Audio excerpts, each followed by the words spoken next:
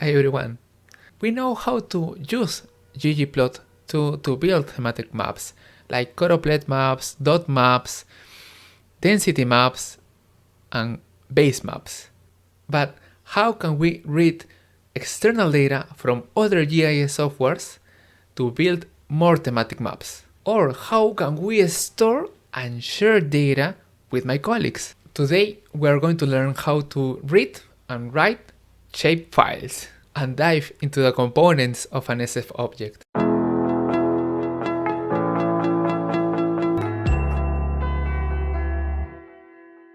So, as usual, you can pause this part of the video to read through the learning objectives of the lesson of today. We're going to start with shapefiles. It is the most common format for storing spatial data. How can we read shapefiles? We can use the read_sf function from the SF package, from local files with an shp extension. And the results is a ready-to-use SF object. So, as an example, we're going to read one of these files. First, we need to identify the file path of the file. For example, this file is located within the chapter folder, within the data folder, and within the boundaries folder. So we need to specify the whole path to this file. And the second step is to paste that path into the read_sf function within the here function. So for example, here we can fill in the blanks with the read_sf function. We need to use the here package because it allows to identify the file within the context of an R project within RStudio. The output is an SF object, and we can use this object to create a map using the geomesses function. So we can check that out with this with the class function, and also we can start to make a ggplot statement to check the object that is within this file. Now it's time to practice. Now it's your turn to read the shapefile that is stated in the instructions of this practice question and use the read_sf functions to complete this task. Go ahead.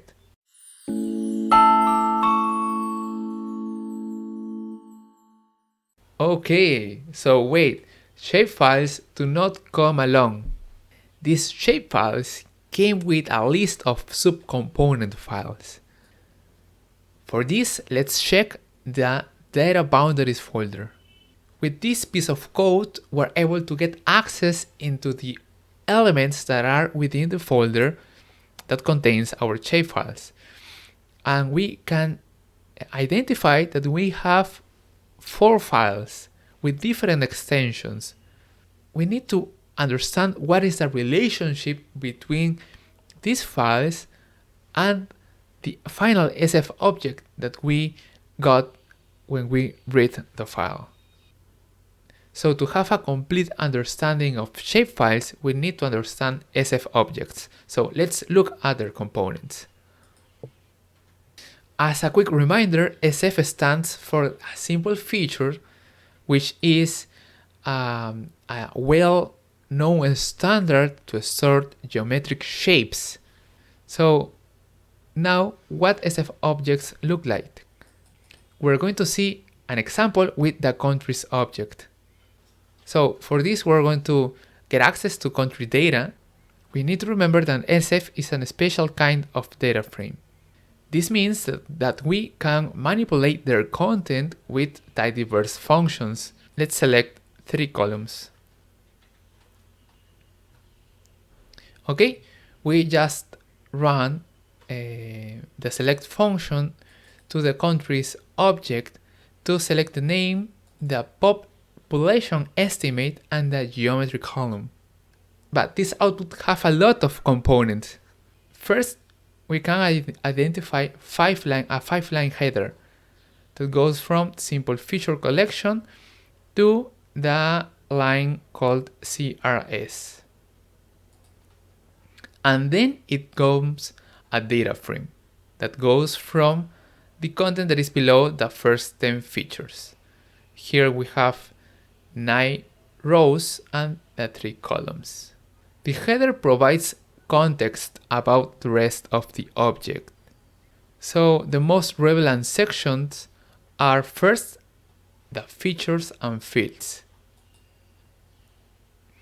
This section tells us the number of features and fields available in the SF objects, and it is highlighted in the first line of the header.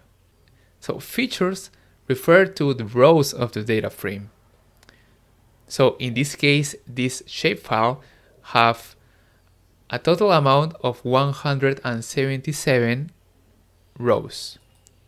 And in this data frame, each country is a feature and also a row of the data frame, while the field refers to the attributes of each feature or also to the columns of the data frame. However, we need to know that the amount of fields is equivalent to the columns, but not counting the geometry column. In this figure, we can see that we have 4 features, but we only have 2 fields because in the counting of fields, we do not take into account the geometry column. Now it's moment to practice. For practice, let's look at the NC object of the SP data package to count the number of features and fields that are available in this object.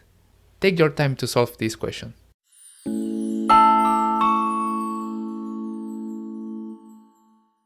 Okay, so now let's talk about geometries. So this section gives you the type of geometry that is available in the SF object. It is highlighted in the second row of the SF header. In this case, the geometry type of this shapefile is multi-polygon. As a reminder, geometry is a synonym of shape. These geometries are of 3 main types: point, lines, and polygons, each of them with their multi-versions. As a summary, we can recall to the graph that contains the relationship between the geometries and the type of thematic maps that are related with each of them. So now let's practice this concept. Use the NE download function from the Air Natural Earth package to obtain the map of the major world roads.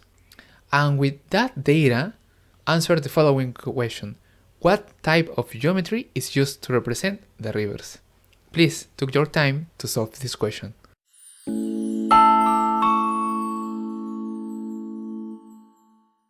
Now, let's look to the side note. Each individual SF object can only contain one geometry type. So this means that you can only have points or only lines or only polygons in your SF objects. You will not find a mixture of geometries in a single SF file. And one interesting feature is that the geometry specification in the second line of the header is related with the geometry column available in the SF data frame. This geometry column is the most special property of SF objects. The reason is that it holds the core geospatial data. For example, in the line of the header, it stated that the geometry type was multi-polygons, and their corresponding column in the SF data frame is below the geometry column, where each of the rows have a multi-polygon that correspond to the geometry type stated in the header of the SF file. Now, some interesting points about this column. The first one is that geometry can be dropped. And if we recall, when we try to select only 2 columns from the shapefile, the geometry column appeared. And the second interesting point is that And the second interesting point is that the geom_sf function automatically recognizes the geometry column. For that reason, we do not need to specify the geometry column when we use the geom_sf function. Okay, now let's see a third component of the SF header. We have seen the features and fields, the geometry, and now we're going to see the CRS. The CRS tells us about the coordinate reference system used for this shapefile. It is highlighted in the last line of the header of the shapefile. The CRS relates the spatial elements of the data with the surface of the Earth. For example, some of the components of the CRS are the coordinate system that is used, like the longitude and the latitude, and also the map projection, which refers to which type of geometry we are projecting the world into a cylinder, into a cone, or into a different geometry. Until now, we only need to know that CRS are a key component of geographic objects. And don't worry, we will cover it in detail in the following lessons. So, getting back to the shapefiles. Now that we know the components of an SF object, let's relate each of them with the components of the shapefile. So, shapefiles are a collection of files, at least 3 files, and each of them are related with components of SF objects. In this figure, we can see that the .shp file relates with the geometries of the SF object. The .shx is an index file that allows to relate the geometries with the data frame that contains the attributes of all the rows of the data frame, and related with the .dbf file available in the shapefile folder. So let's see the components of this shapefile. All the components are located within the same folder, the boundaries folder, within the data folder. So again, to check all the components, we identify that we have the .dbf file, the .shp file, and the .shx file. The .shx file is the one that connects the shp file that contains the geometries and the dbf file that contains the attribute for all the rows. So what is inside of each of these files? As we recall, the shp contains the geometry, the dbf the attributes or field of the SF object, and the shx is an index that link these two other elements. But what about this other element that have the extension PRJ? It describes the coordinate reference system, including the map projection. So from projections, you have the extension name.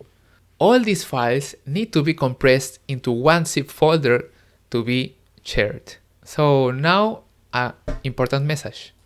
All the subcomponent files must be present in one same directory, and only then that shapefile is readable. For this, let's put this task into practice. Let's see which of the following options of component file of shapefiles contains the geometry data and which one contains the attribute for each shape.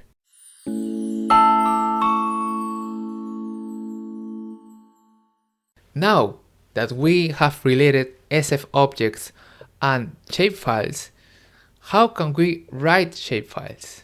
For this, let's use the countries object and try to store it into a countries.shp file. First step is to define the file path of this new shapefile. And we have decided to locate this file into the new shapefile folder. And within this folder is going to be the countries.shp file. And then instead of using the read SF file, now we use the write SF file within the here function as well. So we now need to write SF, use the here function, and locate the path within this function.